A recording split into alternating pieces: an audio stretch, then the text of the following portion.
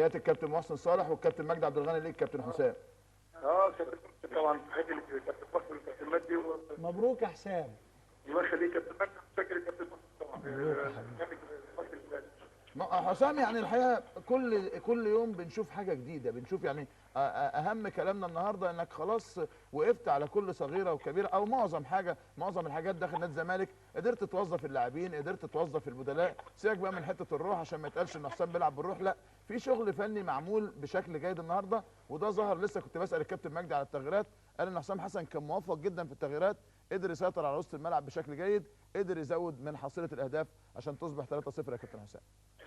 والله يعني الحمد لله انا بسعى يعني بنسعى وتبقى جاهز وقاري وحافظ السيناريوهات اللي ممكن تحصل في بدايه الماتش. هو لازم يكون المدرب لازم يكون محضر من قبل المباراه واثناء المباراه وحسب النتيجه وحسب الظروف اللي بتحصل. والحمد لله اللعيبه كلها جاهزه جوه الملعب التغيير. وعندي ثقه فيهم فانا معلش يعني الدنيا كلها هنا. فانا بقول لحضرتك يعني عشان البوليس فانا بقول لحضرتك ان الموضوع كله ان لازم المدرب شريف او مدرب لازم يشغل دماغه. نعم. من الناحيه الفنيه ومن ناحيه التجهيز النفسي بتاعه. هو ده منطق. عشان كده اللعيبه التغييرات سواء حصلت او ما حصلتش كل لعيب كل واحد وبشكر كل اللعيبه اللي قامت بدور كبير على راسهم حتى احمد حسام حتى لو ما حصلش هدف لكن اجاب في المباراه اللي فاتت المباراه دي وهاني سعيد كان جاهز لاي وقت من الاجال. احمد هاني الحمد لله بصوره كبيره. فكل اللاعبين في طفره الحمد لله في ان هم في شغل بيتعاد الناحيه الهجوميه والناحيه الدفاعيه. كل واحد عارف ليه دوره والتمركز والانتشار. يمكن حتى في الماتشات اللي فاتت في ناس ما كانتش تعرف ان نادي الزمالك بيلعب 4 لحد دلوقتي. بقى 3 ماتشات بيلعب 4 ومحدش عارف. فده دليل النجاح ان انت ما كنتش حاسس بمشاكل دفاعيه. الحمد لله. طيب كابتن حسام الشوط الاول غير الشوط الثاني، الشوط الاول المصري كان شريك معاك ووصل وسدد وكان خطير على مرمى نادي الزمالك عكس الشوط الثاني، تداركت ده ازاي يا كابتن حسام؟ والله نادي المصري ده رد فعل طبيعي، انت بتلعب نادي كبير وليه اسمه وتاريخه وعنده لعيب. نعم. وجهاز فني محترم، الناس لازم تكون في رد فعل والا ما كانش ما بتلعبش لوحدك. يعني حتى اي حته في العالم لو بتلعب ريال مدريد ولا برشلونه هيجيب اجوان لكن الفرقه اللي قدامه ليها رد فعل. نعم. فكان ده رد فعل طبيعي ان هم يبقى في يحاولوا ان هم يتداركوا الهدفين وفي نفس الوقت لكن انت رد فعلك ان انت بتنظم نفسك من جديد وبتعيد حساباتك من جديد.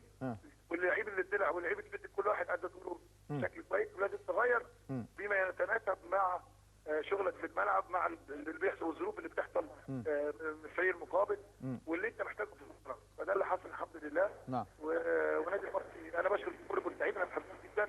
وبقول لهم هارد لك ان شاء الله بالتوفيق. استنى معايا ليك لسه 3 اسئله. احمد جعفر النهارده استنى احمد جعفر النهارده وظهوره وعودته للتهديف وانت كنت مدربه في الاتصالات دي فرقت معاك يا كابتن حسام ان انت حافظ الولد والولد حافظ انت عايز منه ايه؟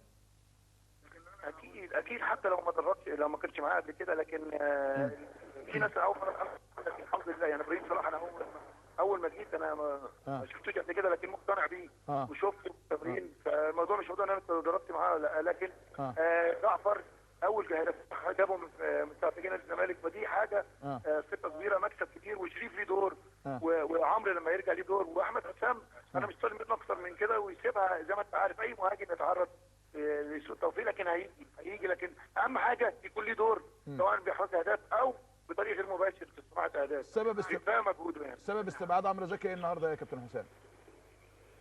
لا ده عمرو زكي اتمنى يكون عمرو زكي موجود معانا لكن عمرو زكي احترامي طبعا انتخاب ماتش الجزائر وهو في المفروض اصابه كبيره وانا كنت يعني اول ما جيت كنت تمنيت ان هو متواجد مع اللعيبه الموجودين ولكن لحد في موضوع ان هو يتعالج بره او جوه لسه الكلام دوت لكن الاصابه دي كانت طبعا في مباراه الجزائر فدي نادي الزمالك خسر بصوره كبيره جدا بسبب الظروف اللي حصلت في ماتش الجزائر الاصابه الكبيره. صحة ان كانت في مشكله بينك وبينه ليله مباراه الاهلي ده مظبوط ولا غير صحيح يا كابتن حسام؟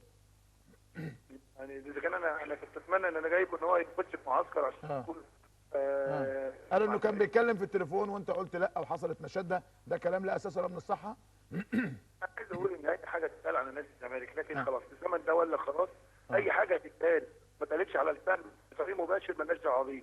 وبعدين كل اللعيبه الحمد لله في ثقه وفي علاقه باحترام ما بيننا وبين بعض، وفي حب، وده اللي كل واحد عارف دوره ايه، وعارف ان محتاجينه ازاي. وعمرو اللعيب مهم جدا، بس اهم حاجه يعني اتمنى ان شاء الله اتحاد الكوره يتكفل بعلاجه اول، وفي نفس الوقت اتمنى ان شاء الله ان يكون في متابعه من لعلاج عمرو زكي، لان انا شايف انا اول ما جيت لقيته بقاله 3 اسابيع بره قاعد في البيت.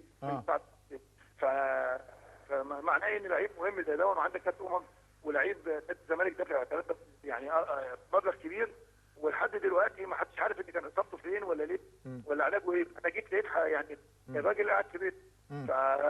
فانا يعني كنت اتصلت بيه وعايزه ان هو يكون متواجد مع الفريق. هل انت ولكن اصابته مشكله، فعايزين المنتخب نادي الزمالك نشوف القصه دي.